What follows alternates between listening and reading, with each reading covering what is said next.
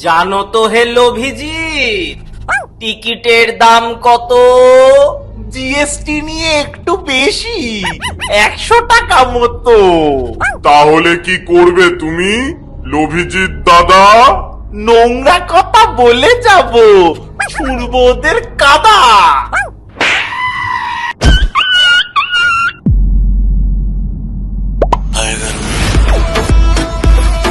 মমতা বন্দ্যোপাধ্যায়ের মনে হচ্ছে মৃত্যু ঘন্টা বেজে গেছে।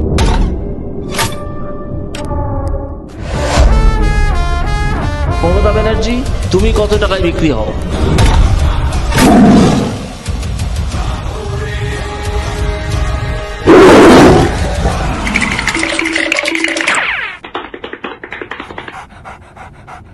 তোমার দাম কত?